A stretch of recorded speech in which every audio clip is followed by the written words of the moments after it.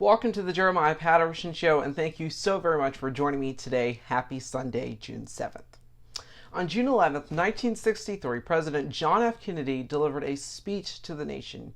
He addressed our nation from the Oval Office. It was sort of a presidential address to the nation because of the situation that was going on in Birmingham. We're going to get to that later, but listen to how President Kennedy calmed the nation during such a hard time. This nation was founded by men of many nations and backgrounds. It was founded on the principle that all men are created equal, and that the rights of every man are diminished when the rights of one man are threatened. It ought to be possible, in short, for every American to enjoy the privileges of being American without regard to his race or his color. In short, every American ought to have the right to be treated as he would wish to be treated, as one would wish his children to be treated. But this is not the case. 100 years of delay have passed since President Lincoln freed the slaves, yet their heirs, their grandsons, are not fully free. They are not yet freed from the bonds of injustice. They are not yet freed from social and economic oppression. And this nation, for all its hopes and all its boasts, will not be fully free until all its citizens are free. We are confronted primarily with a moral issue. It is as old as the Scriptures and is as clear as the American Constitution. It cannot be met by repressive police action. It cannot be left to increase demonstrations in the streets. It cannot be quieted by token moves or talk. It is a time to act in the Congress, in your state and local legislative body, and above all, in all of our daily lives. Those who do nothing are inviting shame as well as violence. Those who act boldly are recognizing right as well as reality.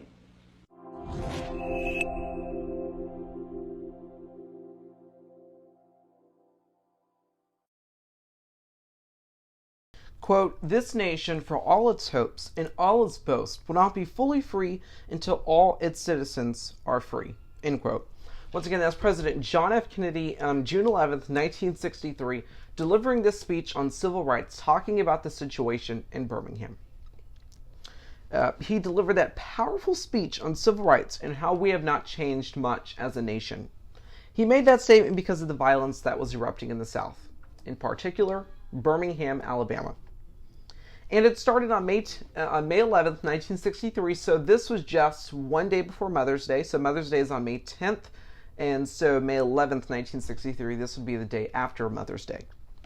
It was just a day, but this day, it was just a day before that the city's business leaders had finally reached an agreement with its black residents, which was led by Dr. Martin Luther King.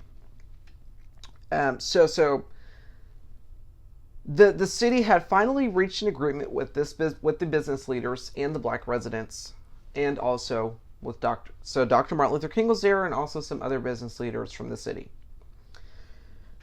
and also Reverend Fred Shuttlesworth. And the issue was desegregation and the hiring of African Americans for jobs that were long denied to them.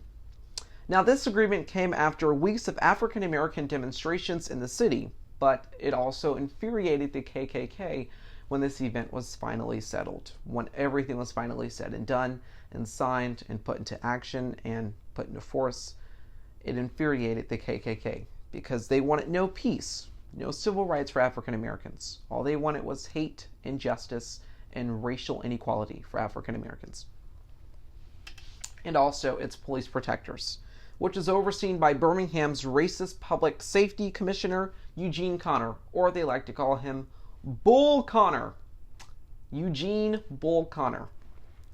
And his ideological views were racist and diametrically opposed to the civil rights movement. In other words, he did not care about African Americans. He didn't want African Americans to have peace or any civil rights or any rights guaranteed to them because they're anything but American.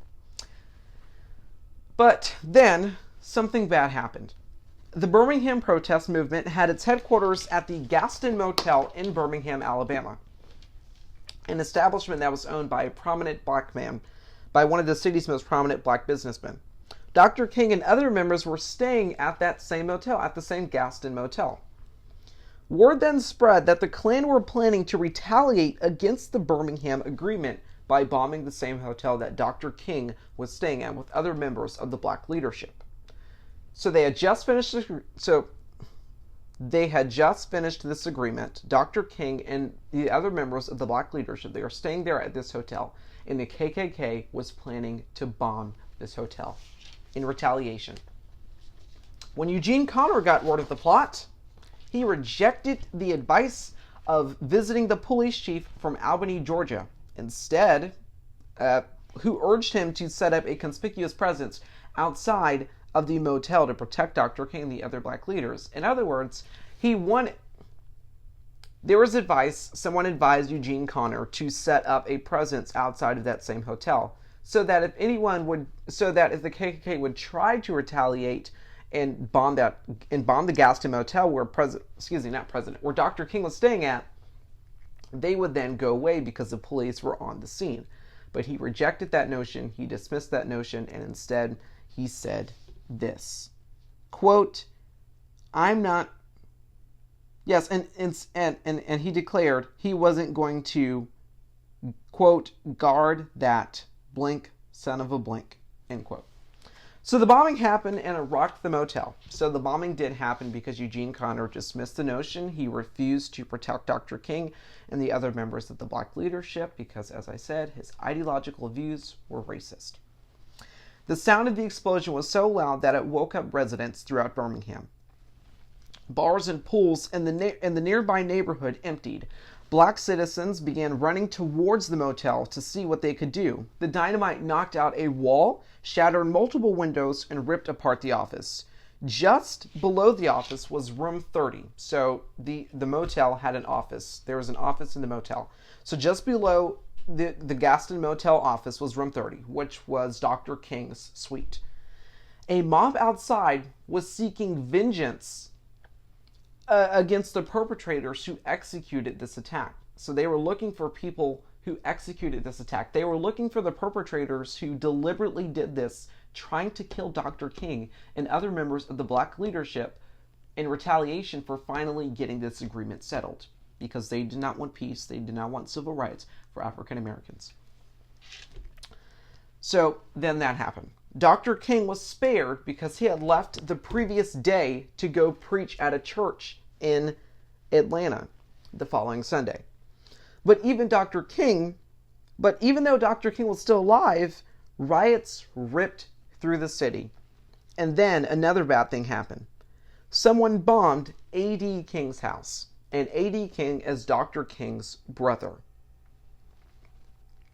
By 4:30 a.m. as Mother's Day dawned, the city of Birmingham was in devastation like a city in the aftermath of a wartime assault. And it was devastating. The riots ripped through the city, there was violence everywhere, and it was pernicious.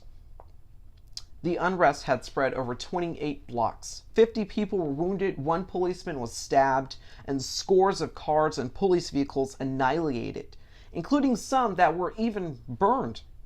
And 6 small stores, including a 2-story apartment building, went up in flames. These rioters were intimidated and terrified by what felt like perpetual violence and police brutality against African Americans, not only in Birmingham, Alabama, but across the United States of America during that time. Later that day, President John F. Kennedy touched down on the south lawn of the White House in an Army helicopter. His Attorney General and his brother, Robert Francis Kennedy, assembled inside the Oval Office, along with 4 top figures from the U.S. military.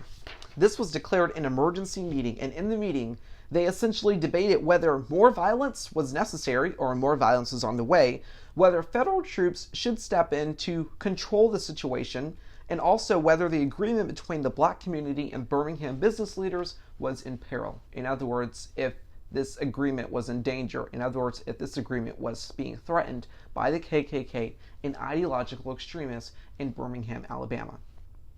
And so President Kennedy knew he needed to be compassionate, flexible, and well-informed. So without putting gasoline on the fire, analogically speaking, the president wanted to surreptitiously hear from the civil rights leaders. Therefore, Burke Marshall, which was the assistant attorney general at the time, which had helped navigate the agreement to fruition, had spoken to Dr. King. He then rushed back to Birmingham, urging blacks to stay off the streets. Marshall told President Kennedy, quote, he intends to go around the city and visit pool halls and salons and talk to the Negroes and preach against violence, end quote. So at this point, Dr. Martin Luther King is heading back to Birmingham to preach against violence and urge nonviolence instead, as he has seen what the riots have already, as he has seen the conspicuous damage and the conspicuous calamitous that was already being presented on TV. There we go. Okay. So back in Washington, President Kennedy wanted to hear more from Dr. King. He asked Marshall, which was the assistant attorney general, to get Dr. King on the phone. So Marshall went to another room and he called up Dr. King. Meanwhile, in the Oval Office, President Kennedy read a news report that cited Dr. King. This news report said, quote, said today the new outburst would make it mandatory to take a forthright stand against the indignities which Negro citizens still face, end quote. Essentially what that statement means is that based on the most recent conspicuous violence and the most recent conspicuous outrage, there is still indication of humiliation and degradation of Black Americans in the United States. Meaning it is not over, and it never was over. Even though President Lincoln freed the slaves in 1863, which only freed slaves in the South, which was the Emancipation Proclamation. Even though the president did that back in 1863, even though slavery may have been abolished. Quote, this nation, for all its hopes and all its boast, will not be fully free until all citizens are free. That means blacks, whites, Latinos, Asians. It doesn't matter.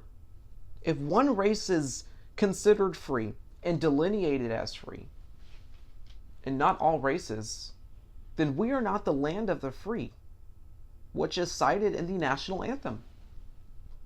We cannot declare ourselves a liberated nation if not all races are free. We cannot declare ourselves a liberated nation if one race feels like they are anything but American. When they took the oath and they became citizens of this great country the day they crossed the border, the day they took the oath to become a citizen in the United States. And so that is essentially what is going on here. Quote, this nation, for all its hopes, for all its boast, will not be fully free until all its citizens are free, end quote. Even though we are a nation of hope. Even though we are a nation of boasting about things we have because we are delineated as one of the richest nations on earth, we will not be fully free until all races are free. All races. Not just one race. Not just whites. All races. Blacks, Hispanics, Asians, all races. So that essentially is what's going on here. That essentially is what Dr. Martin Luther King is saying here. Essentially, Marshall later returns to the Oval Office, having asked Dr. King what kind of statement that he advised the president to make. Dr. King just simply hoped the president would steer people away from violence. In other words, call for peace. Do not encourage violence. Do not throw gasoline on the fire. So, it goes on here. And according to Marshall, call on, quote, everyone to be decent and respectful of law and order, end quote. Dr. King said that as long as there weren't any more bombs or any other lethal incidents, he expected the residents to stay calm. However, if the Birmingham business leaders reversed themselves and rejected the agreement, well then, Dr. King warned, quote, I can't control the people. In other words, if the Birmingham business leaders go back against their word, I can't control the people if they get outraged again, if they start engaging in riots again. I won't be able to control the people because because the business leaders went back against their word when they were supposed to stick to their word and honor their promises. Furthermore, at 9 p.m., President John F. Kennedy addressed the nation for barely a minute. This June 11th, 1963 address was not the address that I'm referring to. It was a different one. He said that he was, quote, deeply concerned, end quote, about the events in Birmingham and mentioned the bombings of A.D. King's house and the Gaston Motel. He also added that the government was ready to do whatever necessary to, quote, preserve order, to protect the lives of its citizens, and to uphold the law of the land, end quote. Nevertheless, he adulated the Birmingham Agreement, calling it, quote, fair and just accord, end quote. He then promised that the federal government would not allow it, quote, to be sabotaged by a few extremists on either side, end quote. He called upon the residents of Birmingham to, quote, to realize that violence only breeds more violence and that goodwill and good faith are most important now, end quote. President Kennedy concluded that statement, that Oval Office address, by making it clear that he would use force to maintain order and to ensure the agreement was enforced. At the time, he was dispatching troops trained in riot control to military bases located near Birmingham, and he was also taking preparatory steps to federalize the Alabama National Guard, should their deployment become necessary. The city of Birmingham then fell silent. Everyone is calm. Everything became silent. King's sermon helped preserve the peace, but echoing of its unrest were transpiring around the nation. Demonstrations erupted in Jackson, Mississippi, Raleigh, North Carolina, which then spread to the north, sparking violent clashes in the New York City neighborhood of Harlem. Then that same thing happened in Philadelphia, Chicago, Syracuse, excuse me if I'm pronouncing that wrong, New York, and New Rochelle, New York as well. The intensification of protests led to Kennedy and his staff moving expeditiously toward a dramatic solution to begin drafting legislation to propose to Congress. Then, on June 11th, 1963, after the Alabama governor, George Wallace, stood in the schoolhouse of the University of Alabama to block black students from enrolling in that school, President John F. Kennedy decided this was enough and he had to address the nation.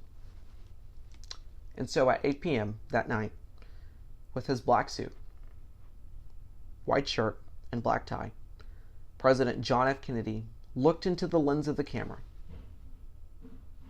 and he addressed the nation.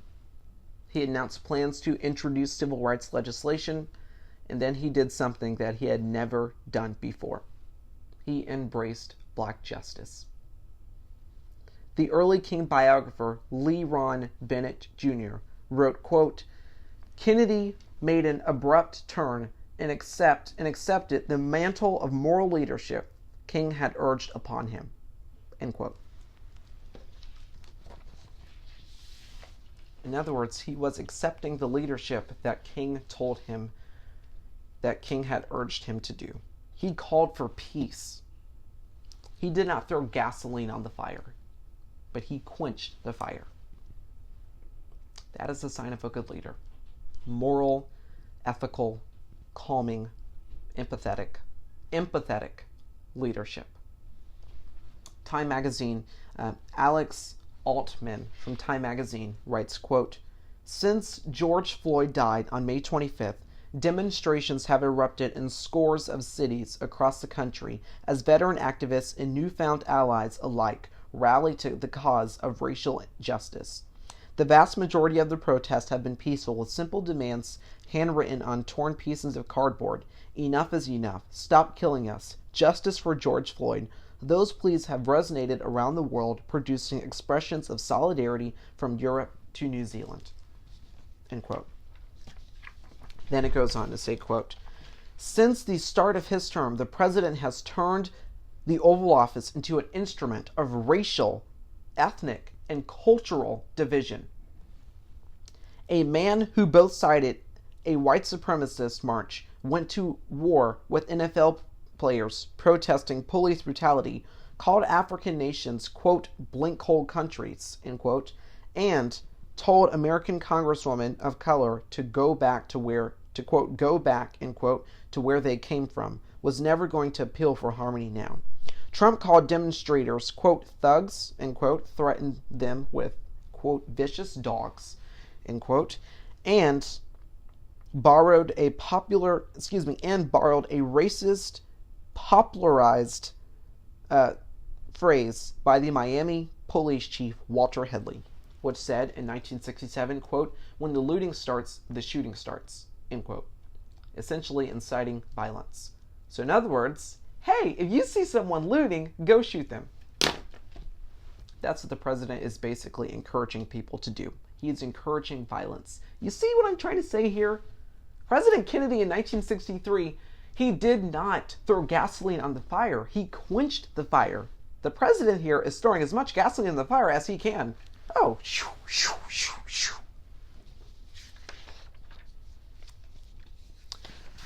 Anyways, that Time magazine piece goes on to say, quote, from 2015 to 2019, according to statistics compiled by the Washington Post, police shot and killed 962 to 1,004 Americans each year.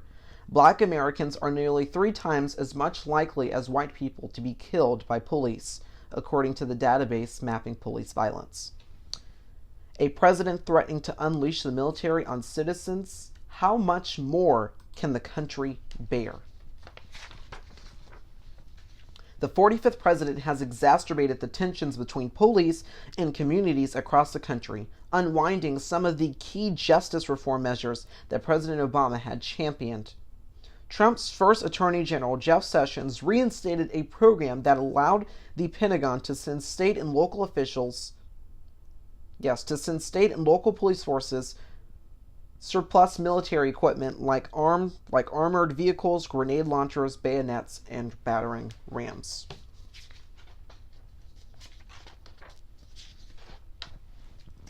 End quote from this Time magazine piece. When the civil rights unrest transpired in 1963, Birmingham, Alabama, the nation was on fire, but President Kennedy quenched that fire with his calming and empathetic leadership. But here in 2020, the president is Donald Trump. He called peaceful protesters, quote, terrorist, end quote, and had them spontaneously pushed back while they were exercising their First Amendment right, end quote.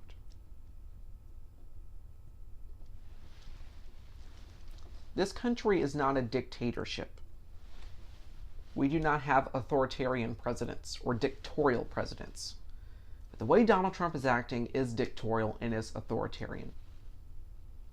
The question is not, is the president going to go diametrically full authoritarian? But it's how we as a nation respond to that question. It's how we as a nation respond to it. Do we embrace it? Do we love it? Do we condone it? Or do we condemn it? Or do we step up as American citizens and go to the polls and vote in November? Or do we just sit back and give him more 4 years? Another 4 years of chaotic, bizarre, racist, inciting violence? Do we give him more of that? If the president is going to throw gasoline on the fire, we as Americans have to quench that fire ourselves by speaking louder. Sometimes actions speak louder than words. So if the president's not going to put out the fire, then it's our jobs as citizens to put out the fire ourselves by going to the polls and vote in November. not just in November, but in your local state legislators to vote. To vote. Voting is essential. It's your constitutional right. Politico writes, quote, on Thursday, several protesters in the Washington chapter of Black Lives Matter filed a lawsuit against Trump, along with other law enforcement leadership they identified as leading the Monday clash, accusing them of violating the protesters' rights to free assembly and freedom from unreasonable seizure, end quote. So the president has just been sued for inciting violence here and just pushing them back to have a photo op with the Holy Bible. The Holy Bible is not a prop.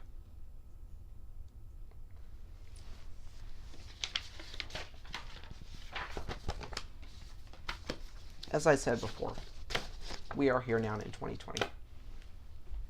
The president is Donald Trump. It is not June 11th, 1963, even though you can dream back and go back to June 11th, 1963, and understand and also meticulously analyze the historical perspective back then. But we are not there. We are here. It is 2020. Last night, I was watching a movie with my family. We paused the movie to get up and go get some snacks out the kitchen. I know this is not the time for a short story, but it makes sense. When I went to the kitchen, my phone was charging on the kitchen counter. I got my phone, I looked at it, and I got a notification from ABC News. That notification said that the president wanted to send 10,000 troops to every American city in Washington, D.C. to end the peaceful protest.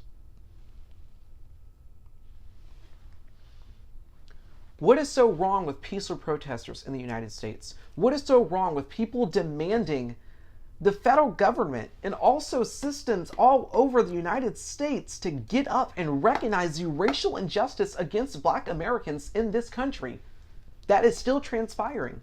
It was never over when President Lincoln freed the slaves. It was never over when segregation ended. It was never, ever, ever, ever, ever over. It's still taking place to this day. Of course, you can go outside and people may look at you sideways. Of course. Oh, he's in that car? Wow. The stereotyping, the racial comments. It was never over. It is still here. We are in 2020 and there's something that needs to be done about it. But if they aren't going to do anything about it, if our local and state legislators and people who are running the country right now, people who are in Congress and our state representatives, if they aren't going to do anything about it, if they are going to put out the fire, then it is up to us to put out the fire ourselves and go to the polls and vote them out of office. Vote people in that will actually effectuate change. That is what we're going to have to do in November and every upcoming state election and city election, your mayor's office, your state legislator's office, your representative's office, your congresswoman or congressman's office. Vote. V-O-T-E. Vote. That is the one-word tweet that President Obama once tweeted just a couple weeks ago. Vote.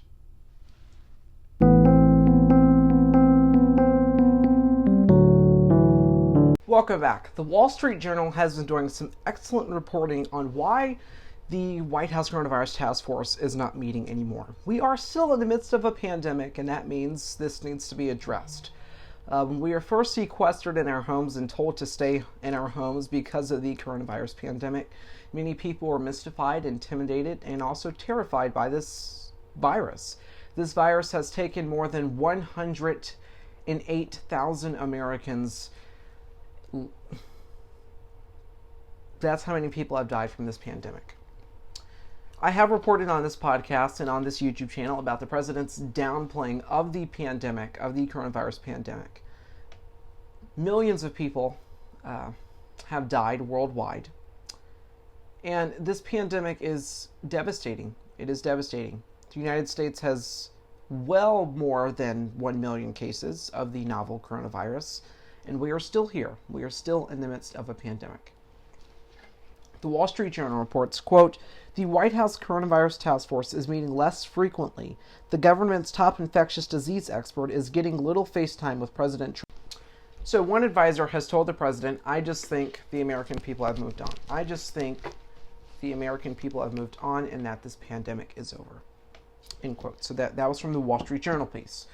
Obviously, this pandemic is not over. The coronavirus is still here with us. It has not gone away. It is still a serious and lethal threat to Americans. It is still imperative that people go out. When they go out, they wear a mask. It is still imperative that when people go out, they take the necessary preventative health measures to protect themselves and their children from getting the coronavirus. Because, as I have reported on this show, the child syndrome inflammatory disease is out there now. Multiple cases being reported in New York and also in Florida. We are seeing now multiple people being threatened by their jobs for speaking out and being courageous, and ethical leadership is being threatened, and also moral leadership is being threatened. If you recall on this show, I reported a couple of weeks ago, I reported on this show that the president, not the president, but in Florida, the Ron DeSantis administration, they try to compel a Florida scientist to manipulate her data to essentially not report factual information, not report the real numbers, but rather report apocryphal information. It's so sad that you rather have people die and report apocryphal information than have people live and realize the truth. We are still in the midst of a pandemic. This pandemic is not over. It has not gone away. The coronavirus is still here, and we still have work to do. Social distancing needs to still be in place. People need to keep wearing masks. Keep taking the preventative health measures to protect yourself, your family, and others from the coronavirus. It is still here. It has not gone away. Quote, the Coronavirus Task Force is now meeting roughly 2 or 3 times a week, down from every day at the beginning of the outbreak. And fewer people attend the meetings. A White House official said Dr. Anthony Fauci, an infectious disease expert who became the unofficial face of the government's response, said on Monday that he had not spoken to or met with Mr. Trump in 2 weeks. Wow, that's astonishing. Let me go on. Dr. Fauci and other administration health officials continue to speak publicly about the virus in media interviews, but with less frequency than at height of the pandemic, end quote. So does the White House just think this whole thing has gone away? Does the White House just think, pandemic's over? Yeah. We've had enough being sequestered in our homes. Pandemic's over. Who cares?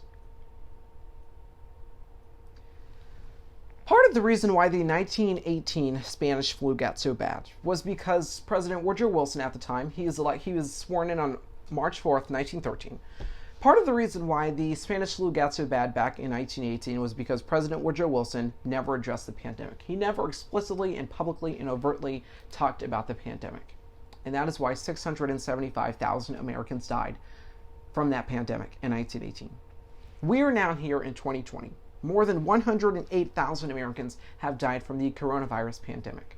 How many more lives have to be taken before the president understands the severity of this earnest situation?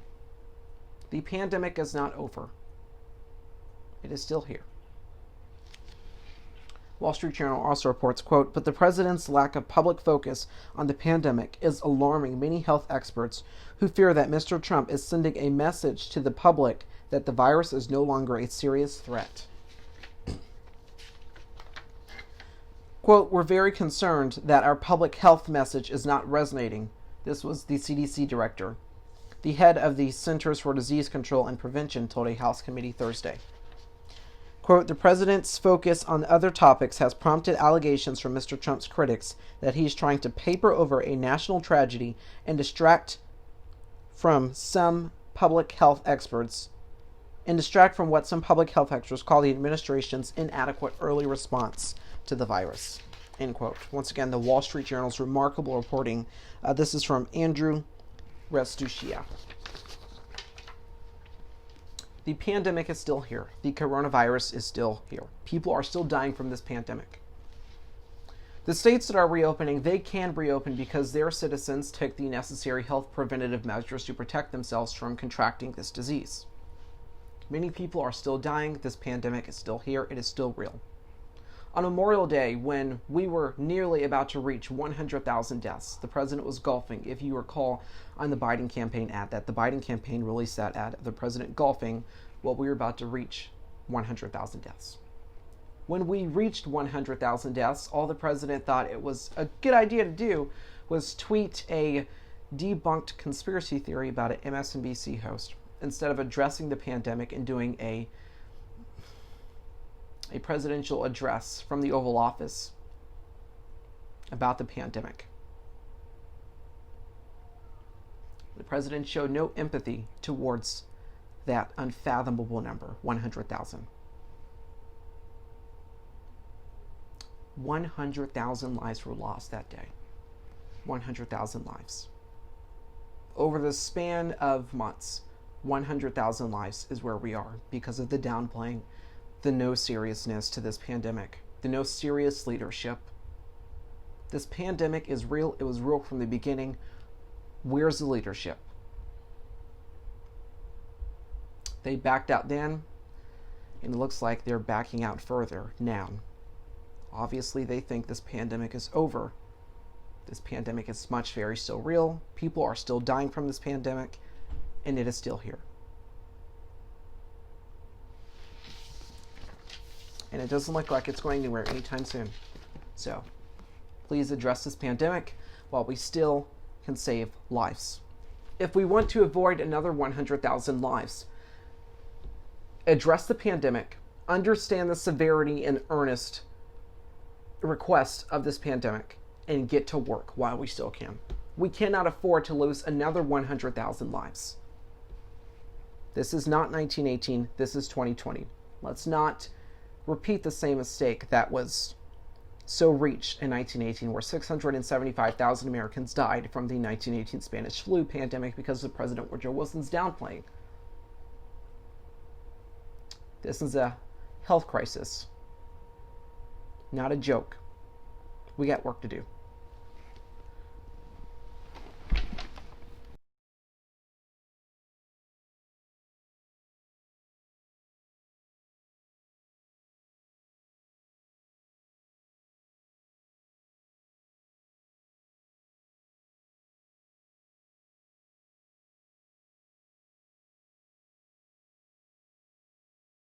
Penchant for everything elegant, a woman with poise and refined choice. My dear grandmother, like you, there is no other. Happy birthday. Happy birthday to my Mimi, and thank you so much for being such a great inspiration in my life, and also thank you for inspiring me to start this podcast, The Jeremiah Patterson Show, which now has lots of great listeners. And thank you for watching today's episode. Not watching. Thank you for listening for today. Thank you for listening to this episode of the Jeremiah Patterson Show if you are listening through the podcast. And if you're watching me on YouTube, thank you so very much for watching me on YouTube and listening. Thank you for being with me today on this Sunday. Happy Sunday.